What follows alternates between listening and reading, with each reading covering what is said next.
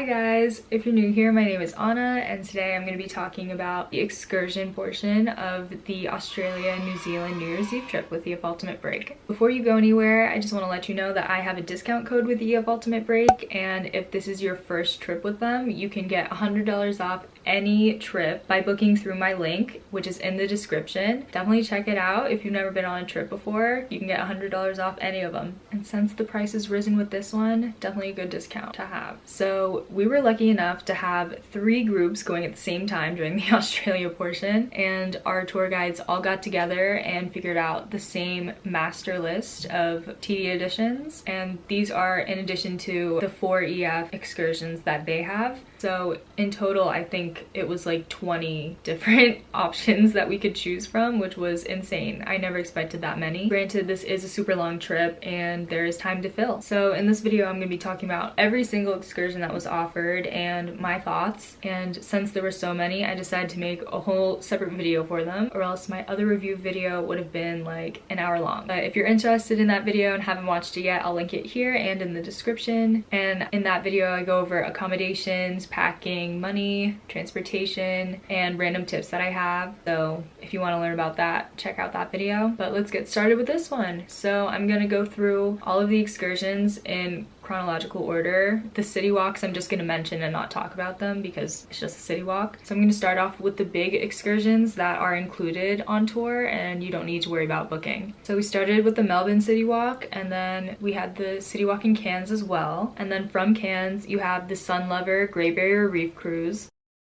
This was an all-day cruise that fit at least 200 people. Like, it was not by any means a private cruise. They had nice comfortable seats and it was about an hour and a half out to the pontoon. They had free coffee all day, and once you pull up to the pontoon you can either wait 15 minutes to go have lunch or you can just start snorkeling right away. It was jellyfish season, so they strongly recommended everyone put on a stinger suit. And to be fair, the jellies were really small and you really couldn't see them when they were stinging you. Like, I got stung a good amount and I did not see one in the water. They definitely sneak up on you. It honestly didn't hurt that badly. It just kind of felt like a little laser zap. But we were there in the dead of summer and these stinger suits were full body. So people definitely got really hot because the water was 90 degrees. So some people ended up not wearing them the second time they went out because they were just done with it. And I totally understand that because I didn't put one on at all.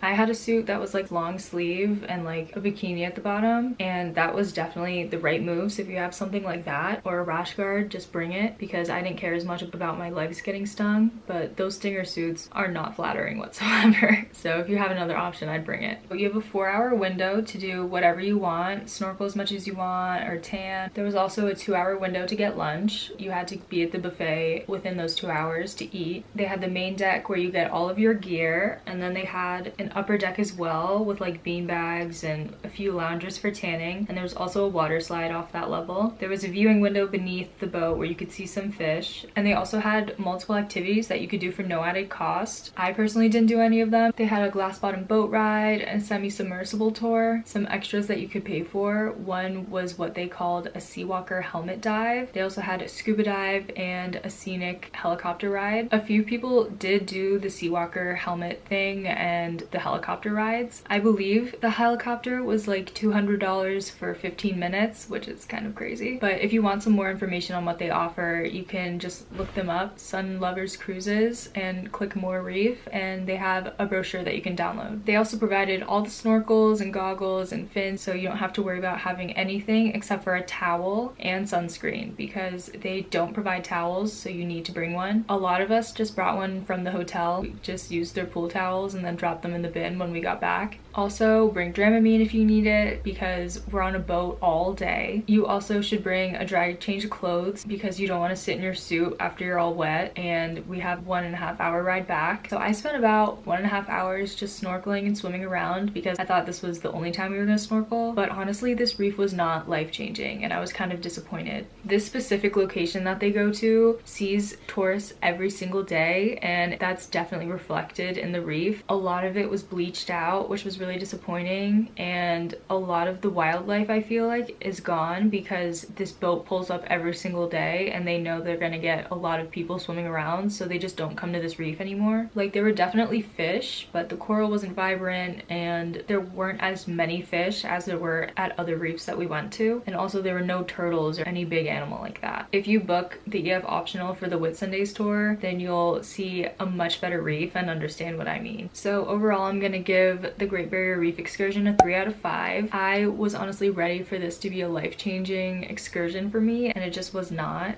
I've seen much better reefs before, and I suggest that EF switches tour providers because this reef is really just not it, and I'm glad this was included because if I paid to see this reef, I would have been upset.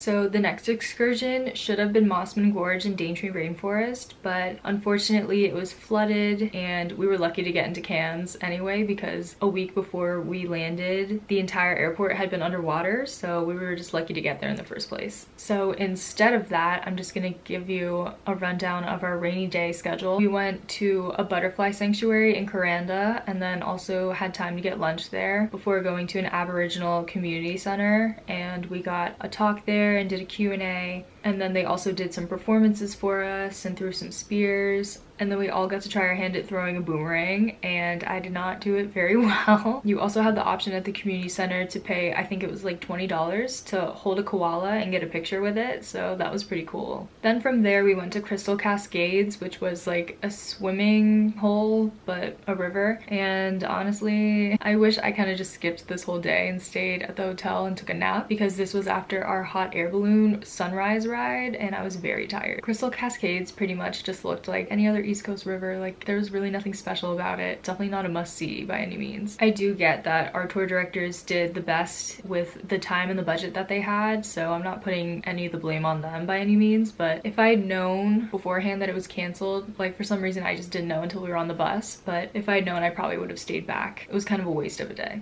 And for those reasons, I'm giving it a 0 out of 5. I would have rather taken that nap.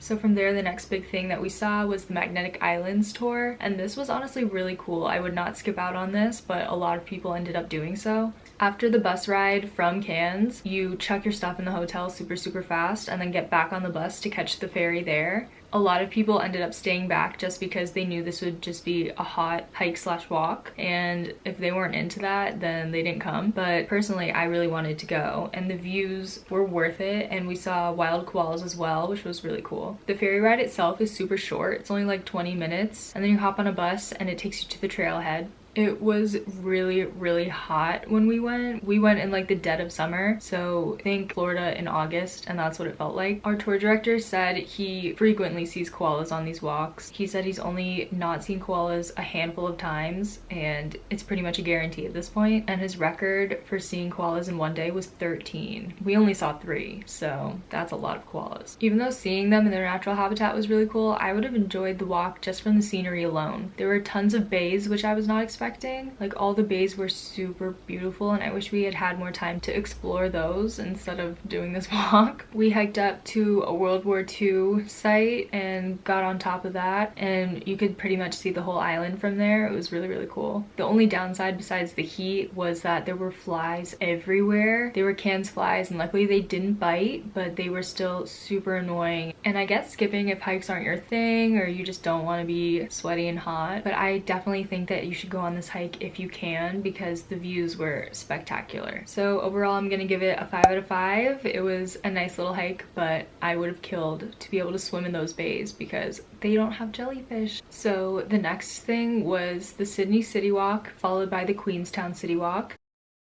And then you have the Milford Sound cruise. So it rains 2 out of 3 days in Milford Sound, so you are most likely not gonna get a sunny one. We definitely didn't. It was raining the whole day. The visibility wasn't always great, but it was definitely creating more waterfalls than would have been there on a sunny day. It was about a 4-hour drive to Milford Sound with like 2 scenic stops and then bathroom breaks, of course. We also had a breakfast break, so it's 4 hours, but it's broken up. So for this excursion alone, you should absolutely pack a rain jacket jacket because you will get soaked. There were ponchos available for purchase for the people that forgot at the ticket terminal, so people did definitely get soaked, but you don't have to. There's a top deck and that's where everyone usually goes and takes pictures and views and everything, but there was also a bottom deck where it was pretty much the same exact views and you didn't get as soaked unless the rain is like going sideways. It did get pretty crowded there once people discovered it, but I got some really great pictures and videos just from being there and I didn't have to be getting rained on constantly. So definitely bring some warm clothes because even though it was the middle of summer there, it was definitely cold.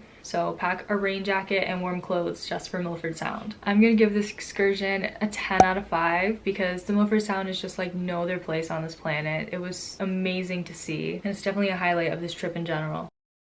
So this excursion was half included, and that's the Queenstown Skyline Gondola. Your tour director will give you your ticket as soon as you get to Queenstown, and it's for the next day because that's your free day. It's valid for that entire day during their operational hours, and you can go whenever you want with whoever. Our tour director also recommended doing the luge while you're already up there, which is kind of like go-karting kind of vibe, but there's no gas.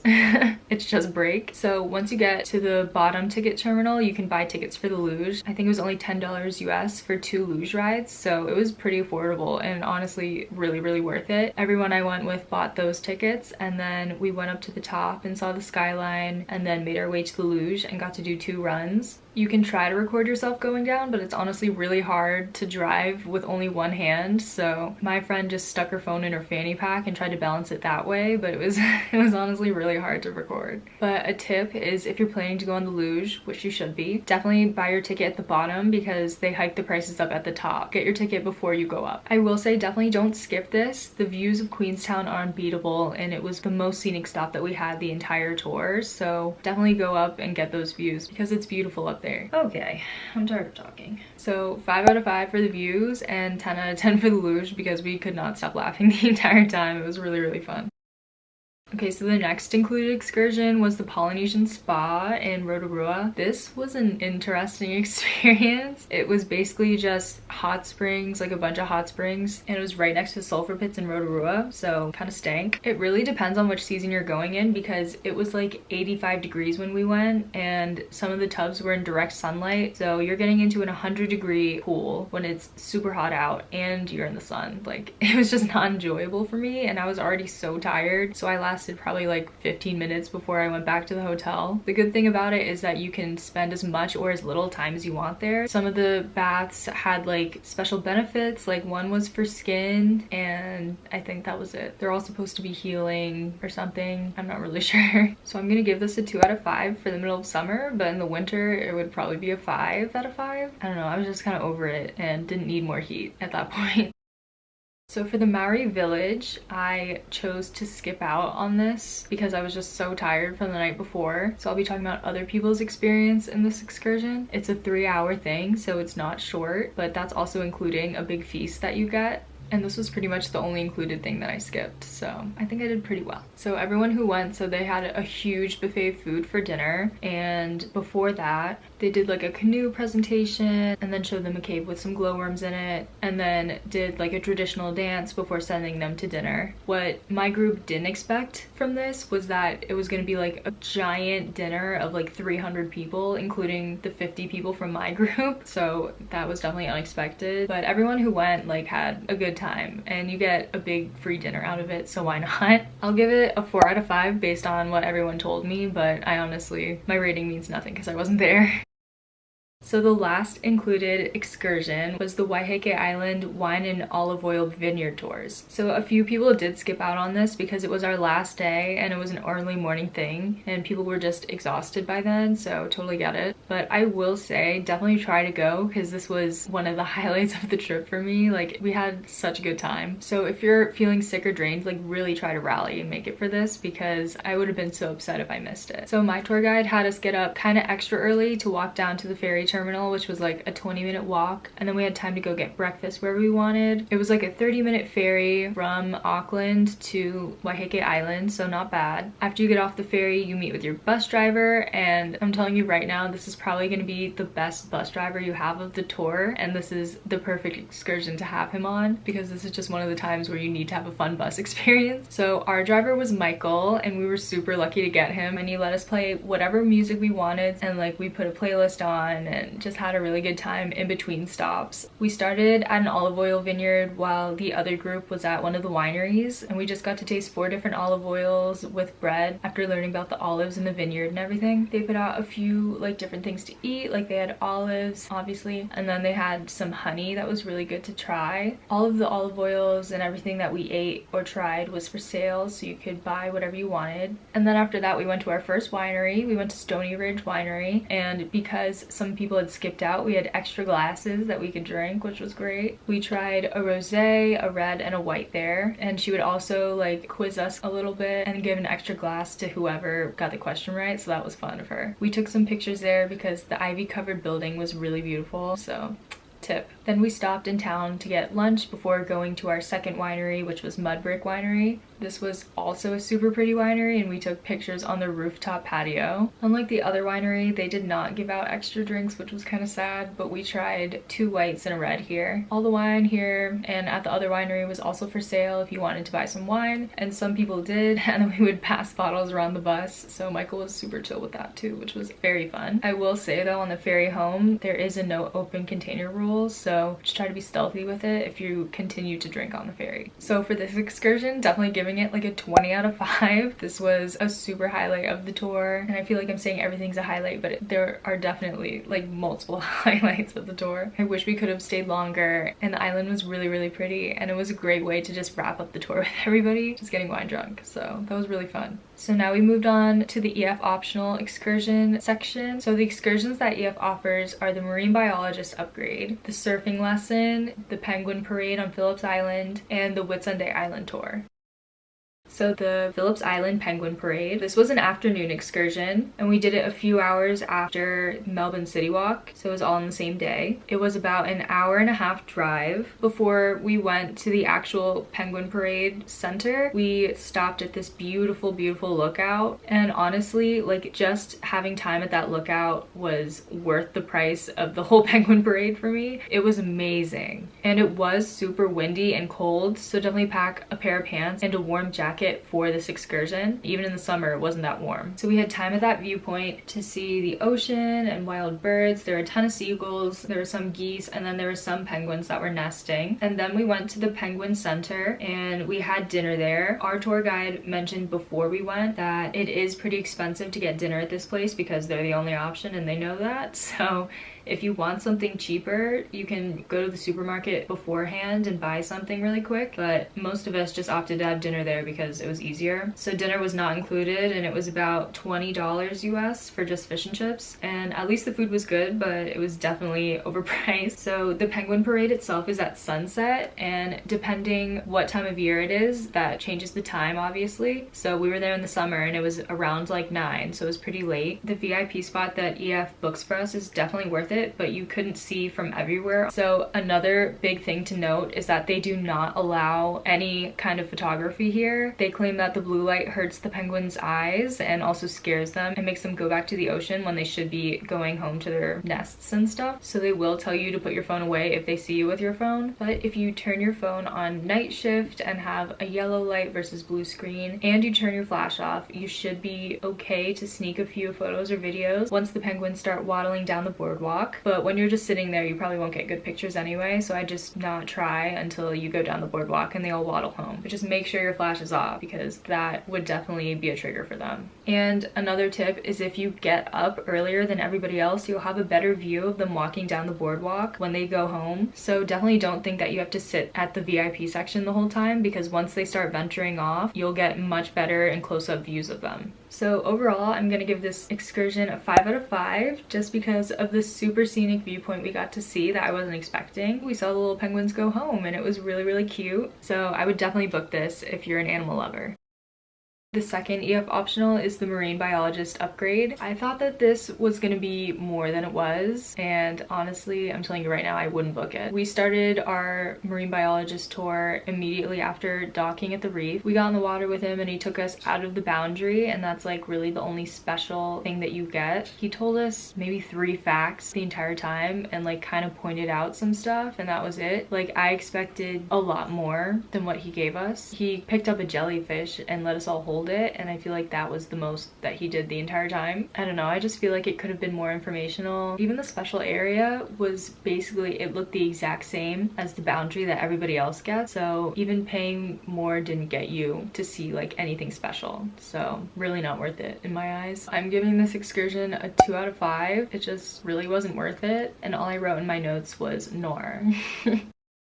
So the third optional excursion is the Whitsunday's ocean rafting cruise. So this was a morning to afternoon excursion. We boarded the boat and they start blasting music right away. It was pelting rain on our face, and then they start blasting the Macarena, and I was just very confused. It was like a 40-minute ride out, so not too bad, and it wasn't super wavy. We got lucky with the weather. The weather completely cleared up once we got away from Airlie, so that was really nice. And then once we got off the boat for our first stop, we went on a hot and sweaty hike up to a viewpoint of Whitehaven Beach. This is the most photographed beach in Australia, and you need to go see it. This picture right here, that is Whitehaven Beach, and that is the view you're gonna get if you go on the hike, so definitely don't miss it. I think it was about like a 15-minute walk up, and it was really hot, but if you're going not in the dead of summer, then maybe it'll be better for you. So after you get back on the boat, they take you to a reef that you can snorkel at, and I know that a lot of people were like, oh, we've already been snorkeling, like we've already been to the Great Barrier Reef, but no, this is a completely different reef, a completely different experience, and this one's 10 million times better than the other reef that we went to. So get in the water, put that stupid stinger suit on if it's stinger season, and snorkel the reef, because it was incredible. Like, I was tearing up in my mask. Like, that's how amazing it was. I was looking for a life-changing reef, and this was absolutely it. Everything is super vibrant. There's so many more types of fish. We also saw a barracuda, which was kind of cool. This reef was just so much more fun to explore, and I'd wish we had 3 hours to explore this one versus the other one that was like dying. So after snorkeling, you get driven to a beach, and then you have lunch. You can either eat lunch on the boat or you can bring it to the beach. We chose to bring it to the beach, which was kind of a mistake. They tell you beforehand the seagulls are very aggressive, but I didn't understand how aggressive until it snatched my lunch meat out of my box, because I reached over to get my phone, and that was that. I would just eat lunch on the boat to not deal with the seagulls, and then just go to the beach after. So make sure you have space on your phone for pictures here, because this was just the most beautiful beach. You're gonna want to take pictures either of it or you at it, so definitely have enough storage and have your phone charged or bring a portable, because today you're gonna take a lot of pictures. We had about an hour and a half at the beach, and then we had to get back on the boat and then do a 50-minute ride back to the dock. So they rafted just a little bit. It was like once when we were initially leaving and once when we were pulling in, but it wasn't anything too crazy. Like, one guy was so drunk he literally slept through it, so pack your Dramamine if you need it, but it was honestly not bad at all, and it was kind of fun. I honestly would have wanted more. For this excursion, I'm giving it a 100 out of 5. This is a must do. If you're gonna add any of them, make it this one. I know that it's one of the more expensive ones, but you do not want to miss this. I'm so serious. Book it. So the final EF excursion is the surf lesson at Bondi Beach. This was a 2-hour surf lesson. So the first thing you do is you get your wetsuits on, and I know wetsuits, it's like, is it really that cold? It was the middle of summer. Yes, it was that cold that we really needed wetsuits. So I couldn't imagine in the winter like how cold it is, because even in the summer I was like, brr. Once you get down to the beach, you just drag your boards and go right in. They start with you laying down and push you on a few waves, and then after like 10 minutes they bring you back up to the beach, and then they demonstrate like how to push up on a board, and then you all practice before getting back in the water and staying in the water until the lesson's over. But pretty much after we learned how to push up and everything, I was standing up on every wave, and it was really fun. I definitely didn't feel rushed this entire time, and I thought it was the most fun 2 hours. So I would recommend booking this if you want to learn how to surf. I definitely feel like we got our money's worth, and it was a really nice perk that all of the photos that the photographer took were included with our price, so we didn't have to pay extra, so that was great, and we all got photos. So overall I'd give this a 10 out of 5. I've always wanted to learn how to surf, and they were pretty easy to learn from, and they gave us tips and everything, and I liked that we had like a lot of time to just keep trying. So it was really fun. I had a great time. So now we are on the tour director edition section. This is gonna be the long one. There were 12 total tour director additional excursions that we could choose from, and I'm gonna talk about all of them, even the ones I didn't do, but it is gonna be shorter and based off of other people's opinions, so do with that what you will. All the prices I'm giving are gonna be in US dollars, by the way. We're gonna start with the Healesville Animal Sanctuary. This was $55. So for Healesville, we had about 2.5 hours to explore. It was just nice to have time to explore the park on our own and go wherever we wanted. They had a bird show at 12:30 that we missed, so try to make that because it's apparently supposed to be really good. We saw koalas, emus, kangaroos, wallabies, baby Tasmanian devils, and a wombat, and tons of birds and reptiles. It was nice to be able to just see all the wildlife and all of Australia's iconic animals in one spot, and seeing the koalas was amazing. Honestly, I could have spent all day there. So I'm gonna give this excursion a 4 out of 5 just because some of the animals weren't there during our visit. Like some of the pens were just empty, but it was a really big space and we got plenty of time to see everything we wanted to see, so that was really fun. So next is the State of Grace New Year's Eve party, and obviously this doesn't apply if you're going on a regular departure, but everything else should. This was pricey and I wasn't expecting to have to pay for a party on New Year's Eve, but I guess with an open bar, food, and like firework views, it was worth it, kind of. Not for me, and I'll get into that. But this was $135 with an extra $15 US for being late. Like it could have been 120, but I waited, so then it was 135. So I got way too drunk at the afternoon mixer, and I only made about the last hour of this party. I showed up at around 11, so I missed like all of the food and everything, but my friend said that the food was actually really good. There were spots that you could take pictures, and there was an open bar and obviously a DJ. By the time I got there, they had said that the party had kind of emptied out a little bit, so there were some older people here, which I wasn't expecting, but it was a good mix between like EF people and locals, I would say. The only thing lacking was the DJ. Like he really wasn't hitting. One point I will give them is that we had a really good view of the fireworks. It was a rooftop party and we could see all the fireworks from where we were standing, so that was really cool during the countdown. So I'm gonna give this party a 3 out of 5. Like I'm glad the tour directors planned something for all of us to do together because obviously we wouldn't know where to go. But I would say it's only worth it if you have nothing else to do, and the price of the ticket is really only worth the amount of drinks or food that you get. So if you surpass that limit or meet it, then it obviously is worth the price. But for me, since I barely ate any food and had like 2 drinks, it wasn't really worth it. But I'm glad we got to see the fireworks. So the next TD optional, this wasn't an excursion, but it was an optional for the Great Barrier Reef excursion. So they gave you the chance to hire a GoPro, which is just rent a GoPro for the day. And you had multiple options between which SD card you wanted, like how many gigabytes, and then what kind of GoPro. So like a newer, nicer one or an older, not as nice one. I honestly have a Hero 6 and it works pretty well. So you don't need to be renting like the 15 or whatever they're up to now, I don't know. So this was not cheap. The cheapest it could be was $78 and it ranged up to $118. So I think that's really expensive just to rent it just for a day. So I would suggest just buying an underwater case for your phone. I had a few people do that on my trip who didn't have GoPros like I do. So I would definitely consider that before renting a GoPro for this much. Also, someone on your tour will probably have one. So if you just ask them really nicely to take some videos of you, then you don't even need to spend a cent. There was also a professional photographer at the Great Barrier Reef, so you can buy those for an extra cost, and a lot of people just bought photos all together so they could get a cheaper rate, and your tour guide will probably set that up. So if you just want a few pictures, then you can do that instead. Anything's gonna be less money than hiring a GoPro for the day, trust me. Also in Cairns, we were given the optional to do a sunrise hot air balloon, and I did do this. This was a really cool first hot air balloon experience, and I'd recommend if you've never gone like me. We woke up at 3 a.m. and had like 1.5 hour drive. I was so tired, I slept through that entire bus ride. There was a quick bathroom stop right before because there weren't any bathrooms near the balloons, but once you got there, they quickly load you into the baskets and then you take off. In the basket, your driver will kind of say like what to do do and what not to do. So a quick tip for this is you want to get into the basket last, because then you will be on the corner of the basket if it's shaped the same. Ours was a rectangle and it had 2 rows. So if that's the case, you want to get in last, because then you'll have the corner, and that is the best for taking videos and pictures because you get more of a 180 versus like one side and then all of these people. You know what I mean? We were up in the sky for, I want to say, at least an hour and a half to 2 hours. Like, it was a long time. So the sunrise hot air balloon, she's pricey, but she's worth it.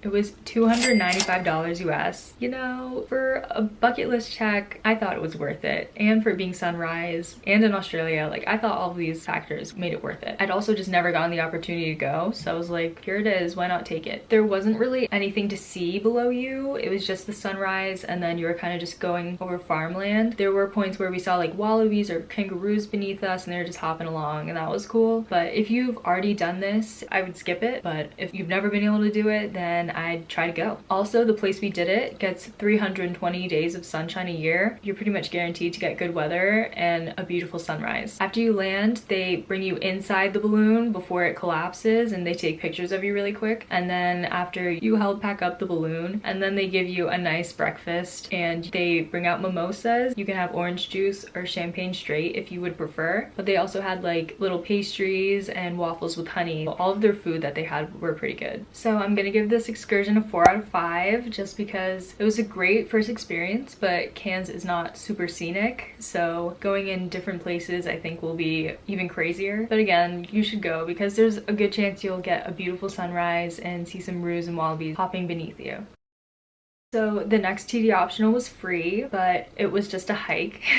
If you like hiking, I would definitely say go for it. It was a sunrise hike in Townsville, and we started at 5 a.m. because it was summer, so sunrise was early. It was a hike up to Castle Hill, and it was only an hour hike, but it was like all uphill, vertical, 600 steps. That was really hard. Like, my heart has not pumped like that in a while. A tip for this hike, if you're already thinking about going, bring or put on bug spray before you go, because I got 28 bug bites just from this hike alone because the mosquitoes were out. They were getting everybody. Like, my body blew up like a balloon after this. When you get up to the top, you want to take a right and just keep going down until you see the viewpoint. I would definitely recommend that one for sunrise because it was the best, and you can see the entire city below you. Also, definitely bring water for this. There's a water bottle fill up at the top. You will be sweating. Like, it was super humid when I went. You need water, you need hydration. Don't know how you can do this without it. I'm gonna give this hike a 5 out of 5. We were promised an amazing view, and definitely it delivered. It was brutal, but if you can make yourself wake up, I'm really glad that I did it and would totally recommend. So the next TD optional was in Sydney, and it was the Sydney Opera House tour. This was $30 US. I didn't go on this personally, but from what I heard, it was like exactly as it sounds. It's just a tour of the Opera House, and they give you like a rundown of the history. So if you're not going to see a show in the Opera House and really want to see the inside, then this is your opportunity at a much lower ticket cost. Or if you want to learn more about the history, this is perfect for you. So the next TD optional was a show in the Sydney Opera House, and it happened to be Great Gatsby for us. So for Great Gatsby, they ended up paying $87 per ticket, but this can definitely range based on which seat you get, what show you're seeing, what time of year, things like that. So you really have no idea how much your ticket's gonna cost until you're paying for it. Basically, the whole group signed up for this. I did not. I am not a musical person, and I kind of thought that that's what this would be, but apparently it wasn't. They said it was more of a show and that it was amazing. Like, they would not stop raving about it. When they came back, they said it's like a mix of a sex drag show with like a musical. So don't really know about that description, but if that's the one that's playing, then there you go. Even if this sparks your interest just a tiny bit, I would definitely sign up because tickets are really hard to get after a certain date or when the show gets closer, and they also start hiking prices up, so you want to try to get the lowest price you can if you're going to go to this. Tickets are also assigned with seats, so you definitely want to try to book with the group so you can be sitting with them and not sitting alone. So definitely book as far in advance as you can if you're thinking about doing this. The next optional was the Sydney Harbour Bridge climb. This was way more expensive than I was expecting it to be. They have 3 different options for prices. You could either go in the daytime for $235 US, or you could go during sunset, which is $265, or you could go at night, which was $200 even. But even $200 just for this bridge climb, like that's kind of crazy in my opinion. I did not expect it to be that much. Like $100 maybe I'd get, but $200 is like a no for me. The people that did do this seemed to enjoy it, and they did get pictures. I'm not sure if those were included or not, but they took pictures of them at the top with the opera house behind them, so that was really cool. They put you in a full jumpsuit and then a harness, so it doesn't matter what you're wearing because it won't be in it. And then they keep you strapped to the bridge at all times, and I'm pretty sure on the way up they like give you a rundown of its history and everything, and maybe some history about Sydney itself, but they kind of just guide you up and then take your picture and then you go back down. So the people who did this enjoyed it, as I did say, but I feel like there are other ways to see this iconic view. If that's the only thing that's driving you to want to do this, there are definitely other ways. Just look on TikTok. Yeah, but if you want a rundown of the history and you just want to climb the bridge, then go for it. Okay, so now we're on the New Zealand TD optionals.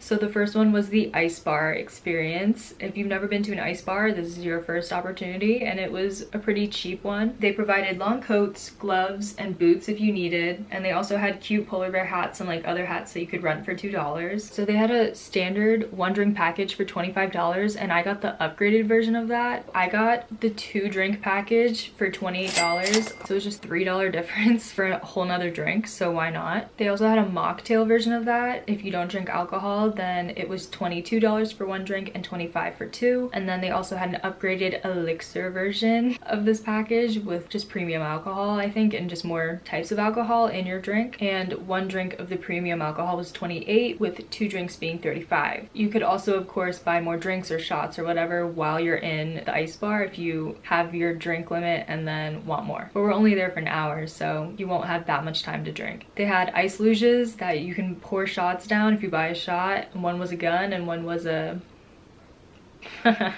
So when we got in there, you know, everything's made of ice. It's an ice bar. They had a few seating areas, and like those were covered with fur, so it wouldn't be just straight sitting on ice. It was fun, but my friend and I had forgotten our passports to get in, and it was probably, I don't know, 25 minutes in at that point. So we only had half of our hour left. So I had to get in there and get my drinks and chug them right down. But they were honestly light. Like I feel like the alcohol was watered down a little bit. But when they say an hour, they mean an hour. Like that is all you're getting. They stopped our music mid-song and we're like, okay, your hour's up, leave. So I'm gonna give this like a 3 out of 5. You know, it was a cool experience for my first ice bar, but they kicked us out with no grace, and then the alcohol seemed like it was watered down. It was fun to like be at the ice bar with our whole group though.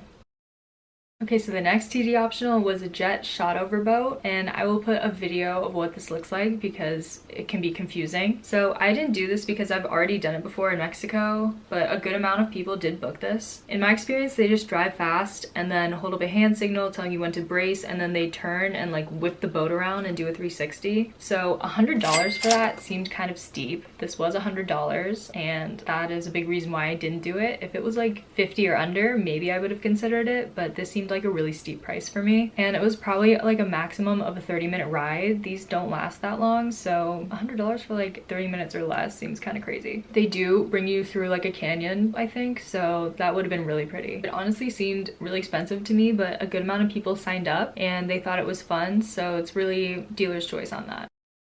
Next was Zorb Rotorua. They have a ton of different packages like on their website for this. When the time comes, your TD will tell you. It was $69 with the EF discount. I think that's kind of expensive for just rolling in a ball down a hill, but one of the tracks was under maintenance at this time, so we didn't get to do that one, but their 3 plastic tracks, I think they call them, were open. So I just got one of each, one run down each track, and that was definitely enough for me. Once you get there, you get to the ticket office and you pick out which run you want to do, and if you do something and really enjoy it and want to go again, of course you can go back and pay for another one. So all you do when you get there after you buy your runs is you just go in line, and they load like 8 to 10 people in each van, and then they send it up the hill, and then you just wait your turn basically. But the lines don't take long at all. So there's a straight track where you could race another ball and go down together and see who won, which was fun. And then there was the sidewinder, which hit corners constantly, so you would get shuffled up in the ball, and that one hurt, I'm not gonna lie, that one really hurt. And then the last one was called the Mega, and it's basically like a super steep mountain and it just shoots you straight down. And that one was fun, but I don't know, it's like, I didn't love it. Maybe I should have just done one and then see how I felt before buying all three, but too late now. They also had a hot tub at the end where you could just soak in between. In the winter, I'm sure that's really nice. And in the winter, they also put hot water into the balls versus cold water, which is what we got. They don't really provide anything except for an outdoor locker to put your stuff in. So you need to bring a towel, your swimsuit, and sunscreen, even though the sunscreen kind of comes off in the ball, but better to be safe than sorry. A watertight phone case is really good for this because the videos that we got in the ball are so funny. Also, you could bring your GoPro if you have one. So I'm gonna give this a 2.5 out of 5. Like, this wasn't really that fun to me and it kind of hurt, to be honest. Definitely wouldn't do it again, but when else am I gonna get the chance to like get in a hamster ball and roll down the hills of New Zealand? This is probably the only one. So I'm going to talk about these next two excursions because they're kind of special in that we could do both of them on this tour just because of our situation. A regular group not on the New Year's Eve departure will not be able to do both Hobbiton and the Waitomo glowworm caves because we had two groups, so we had two different buses. It was the bus drivers that were an issue. Legally, they cannot drive over 12 hours per day. We started our day to go to Hobbiton at 6 a.m. So that driver would have to be in Auckland by 6 p.m. and that's just not possible if you're also going to the caves. So for that reason, if you want to do both of these excursions really, really badly, then I would definitely suggest booking the New Year's Eve departure just for that. And I didn't know this going into it, but I'm glad that it worked out this way because I definitely wanted to do both of these. But yeah, so just know that for the next two. So the next TV optional, which was definitely worth it, was Hobbiton. For Hobbiton, it was $76 for a ticket. It was about an hour drive from our hotel in Rotorua. Once your tour starts, you get on a bus and they have a little intro video for you about Hobbiton and like the creators of Lord of the Rings. Once you get off the bus, you get a little talk from your tour guide and then you spend about 2.5 hours going through Hobbiton. Like, it is bigger than you think and they have a lot of people to move through it. Like, 2.5 hours sounds like a really long amount of time, but it didn't feel like that, and I also felt like kind of rushed, honestly. So don't think you're just me standing getting super bored because that is not the case at all. So we just explored Hobbiton for probably 2 hours and like moved from hobbit hole to hobbit hole. He would give a little spiel every time we stopped and we could just move through and take pictures and videos and stuff, but we never really had time to just like take pictures in front of a house. So that was kind of rushed, especially with a bunch of girls wanting to do that. We didn't really have that time. So then you see Bilbo's house and they kind of like rush you past Bilbo's house. No one had the chance to just like take a picture in front of it. It was kind of like you take a picture of it and then you move right along. Then you go down to a field where like they show you traditional games and stuff, and then that's right before these new just opened hobbit holes that you can go inside. These are basically like movie sets of like the inside of hobbit holes, and this was actually pretty cool. But even with our group split into two, it was super claustrophobic. Like, you couldn't get any video without someone being in it, couldn't take any picture. Like, it was really annoying, and I totally understand they have a lot of people to move through Hobbiton. I don't know, I wish we had like less time in there and just like could go in smaller groups because it was just like you couldn't move. So after seeing the inside, moving from room to room, then you go over the iconic bridge next to the mill and go have drinks at the Green Dragon, which are included. So have your passport with you in case they ask for ID. You have the choice between a cider, a beer, and then a non-alcoholic ginger beer. Then you have like probably 25 minutes to just chill and drink and maybe take some pictures of the bridge before you have your final walk through Hobbiton and get back on the bus. On the way back, they play a little farewell video and then you get to go through the gift shop and get whatever before getting back on the EF bus. So I'm gonna give Hobbiton a 4 out of 5. It was beautiful, like, and their attention to detail was amazing. It was just filled with people. It was like Disneyland, and it was just not the best group experience. We were just 6 of us from the EF group in this group with the public. This was our first mistake. If you ever get split up, try to go in the big EF group versus like groups that you could be in with children or people that are annoying. Yeah, anyway.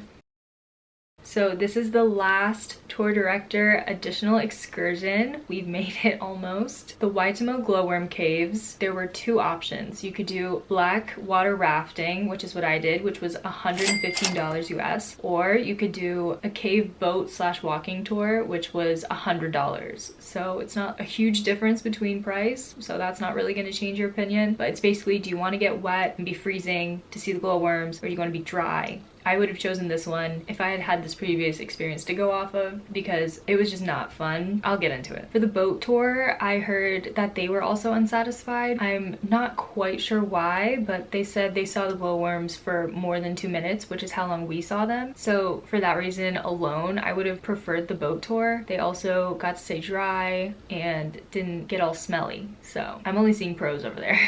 I did the blackwater rafting, and this wasn't really a rafting experience, so I'm not sure why they call that. It's like cave tubing basically, but once your time slot is called, your guys will come over and pick out wetsuits, all that stuff. So basically you're putting on a wetsuit overall kind of thing, and then you have a jacket over that, you have a helmet, and then you have booties, which are like neoprene socks, and then you put big rubber boots on over that. Even with all that, I was still very cold in the cave. It was freezing. The air itself wasn't cold, but the water was probably between 40 to 50 degrees. Like, it was very chilly in there. So once you have all your gear, you get in the van, and then you go to the practice spot. You pick up your tube, and then they have you all practice jumping backward, which is what you'll be doing in the caves. But this is like open and just a river and not deep. So this is your chance to freak out and back out basically. After that, we went back into the van and then brought us to the cave mouth. We all walked just like 2 minutes down to the mouth of the cave, and it's not really a mouth, it is a hole. So you are just climbing into a hole to get into the cave. So once you get into the cave, then you kind of have to duck and trudge through the cave a little bit before getting to the water. This is where the first jump backwards point is. There are like 3 total, I think, but it's a pretty shallow one. It's not deep yet. So everyone takes the time to go and turn backwards and jump, and then you float for like 2 seconds and then get back up and trudge again. So it's more of like a 70% trudge through the cave situation, and then 30, maybe 20% floating. Like, honestly, we were working the entire time. I thought it was gonna be cave tubing, which is what I didn't believe, but this was like you're fighting to get out of that cave. So we were kind of unlucky group-wise again, because we had 3 girls who we didn't know, they weren't part of our group, who came with us, and they were like terribly petrified of what we were doing. So we were like super slow moving this entire time, and that made us like get colder because we weren't moving, and it just really affected the morale of the group. We wanted to keep going and have more time afterward, but they were just super slow. So that was like a really frustrating experience. After the second jump backwards point, we all turned off our headlamps and stared up and got to see the glowworms, and that lasted for probably 2 minutes. That was the only time we really saw the glowworms. I was really upset that that was the only time that we got, because that was the whole reason we're there, right? Like, I'm not here to be in 40-degree water freezing, but yeah, that was it. And I was really sad. If we had been told that, then obviously I wouldn't have done it. I would have done like the boat tour or whatever, because all I wanted to see were the worms. Like, I don't care about going through the cave. So after the 3rd jump off point, it's pretty much just floating and paddling, and your hands are freezing because the water's freezing, but you just paddle to the exit, and then you get back in the van and go take all your gear off and shower. And you definitely want to shower because the water smells like BO, seriously. Also, they don't provide soap, so if you want to have soap, which you do, definitely bring some body wash with you. So now I'll talk about the other group's experience doing the exact same thing, paying the exact same amount. Again, we kind of got screwed. The other group said that they played games the entire time, and that they got to explore a new part of the cave because they moved so fast, and we would have if not for those 3 people we didn't know. So they had a great experience. We also got the option to pay for photos, and you don't know how many photos you're gonna get until you pay for them. So they ended up getting like 300 photos that were taken of them. We got 77, and 20 of those were stock images that they included from their files. So we really only got 50. So it's like we paid for nothing. Also, this is one of the photos they put in the folder of the glowworms. They did not look like this. If this is what you're expecting when you go in, it doesn't look like this. Granted, it still looks pretty cool, but they just look like the stars on a Range Rover. They don't look like this. So I don't know where that came from. That's like just a good camera or something. The 2 minutes we saw them were still really cool, but I was just like super disappointed when I heard about everybody else's good experience and then that we got screwed again. So I don't know. I honestly wouldn't recommend this. I don't know about the boat tour, but I would rather do that to see them than go through this situation. So overall, I'm gonna give this a 2 out of 5, and it gets 1 point for every minute we saw the glowworms. Okay, this is the final section, independent activities. I'm just going to talk about 2 of the things that I did independently, and they are frowned upon EF activities. So like your tour director cannot help you book these. You have to book them yourself. So I planned to go skydiving in Airlie Beach and did some research before I even got there because there are so many different companies. I went with Airlie Beach Skydivers and it was $222, which I think is a pretty good deal. Like skydiving can definitely cost a lot more than that. And the photo and video package was $107 US. Looking back, I wish I hadn't purchased that. The reason I kind of regret getting the photo video package is because it was a wrist mounted GoPro, and the first time I did it, they had a whole separate person being the videographer and photographer, and those looked really good. But with the GoPro, it's all distorted, and it's like the guy has to focus on trying to film you while he's like doing the parachute and everything. I was like, this is kind of a mess. So my pictures kind of suck and the video was not great. It also then really depends on who you're jumping with. Like my guy was kind of older, and then my friend had a younger guy who was like pulling out all the stops with the video, so hers was like really good and mine was like not. Just be aware of that. Like maybe ask how they film before you agree to getting the video package, because it definitely makes a difference. So on their website they only have 6 a.m. and 11 a.m. open, and that didn't work with our schedule, so we called and set up our own time at 4 p.m. The only catch was we had to get ourselves to the jump point instead of getting picked up and shuttled, and we agreed to that not knowing how hard that would be, so kind of screwed ourselves there. So we took a cab from town, which ended up being like a 40-minute ride, which definitely isn't cheap. The jump itself was super easy, like 20 minutes, seriously, done. We went in and signed our waiver and then got harnessed up and got in the plane, and that was that. This was the smallest plane I'd ever been in.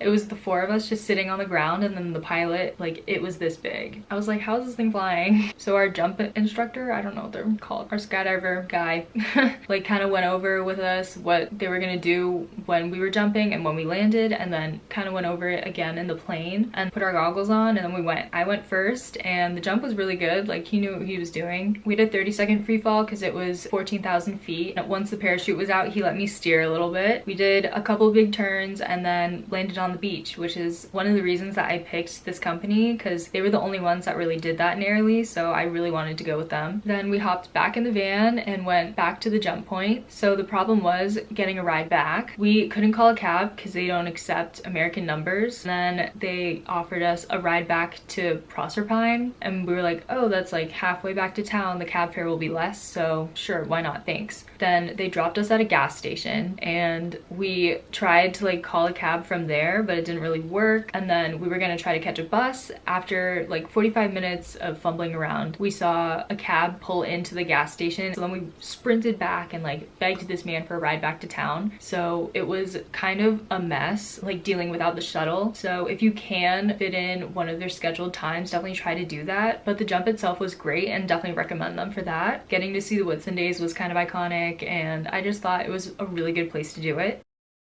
So the second thing that I planned was going bungee jumping in Queenstown. This specific one I did was the Quara Bridge, and it was $170 US. This was part of the AJ Hackett company, and any AJ Hackett bungee is going to be super safe, super reliable. They've been doing it for decades and definitely know what they're doing. So the bungee center was right in town, and you just walk there after you book it at your allotted time. You check in and they like write some stuff on your hands. Then you get on your shuttle to whatever bungee you're doing. We did the Quara Bridge, which is the smaller one over a river, but a lot of people did the Nevis, which is the biggest one in New Zealand and one of the most famous. So once you get to the actual bungee, you get taken down and they give you a ticket and basically say you can jump whenever you want. Just hand them your ticket and you're good to go. So you have the time to like sit there and freak out, and then you can go, or you can just go straight away and get it done. We had one of our friends go first because I was terrified.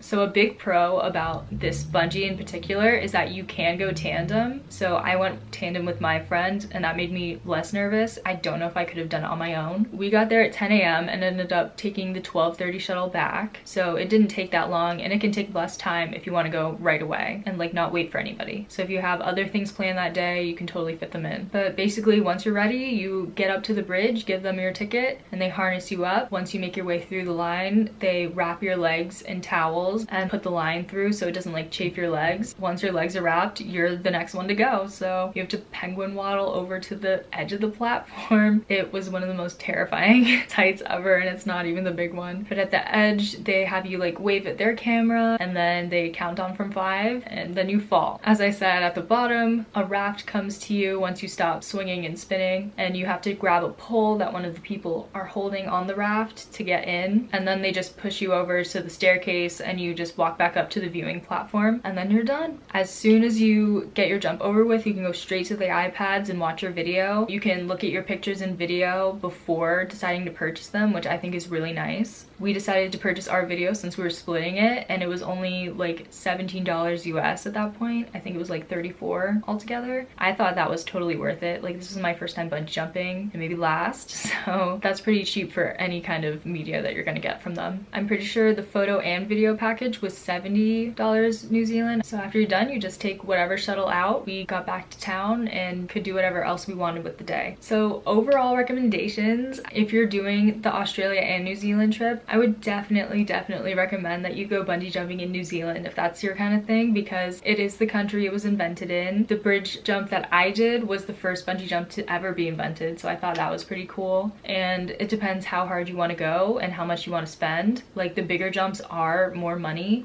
The Nevis bungee, which is 400 feet, and you have to go alone, and also you're raised up. That's how you get back to the platform. Or you can do the small scenic jump that I did. I recommend it. Activities that are also in the Nevis family are the catapult and the Nevis swing. So you can do the trio, which a lot of people actually did, and they did all 3 in one day. I don't know how, but basically they did the Nevis bungee, and then the Nevis swing you can go with a friend, and it's just like a big swing that goes across a canyon, and I think it's like something crazy like 600 feet. Or you can do the Nevis catapult, which is new, and it just kind of slingshots you across the canyon, and a lot of people ended up doing that too. But there are a million things to do in Queenstown. If that's not what you want to do, just look at TripAdvisor, and there are so many options. Like, it is the adrenaline capital of New Zealand for sure. So as far as skydiving goes, I think it was pretty cool to do it in the Whitsundays, but there are definitely other places you can go skydiving on this trip. A few people did it in Sydney, and then some people did it in Queenstown, but I will say in Queenstown it was very expensive, like more than double the price of what I paid. So really depends on your budget and what you want to see on the way down. Wow, we made it to the end of the video. Thanks for sticking with me. This was a long one. Just thought I'd be thorough as possible with all of these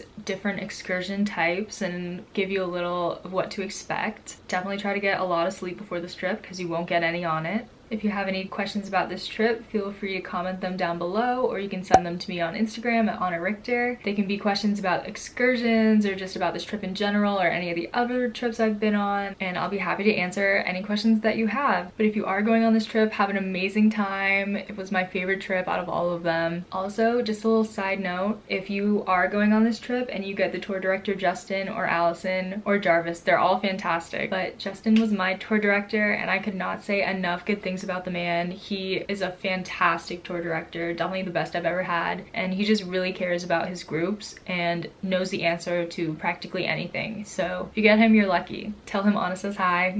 See you in the next one.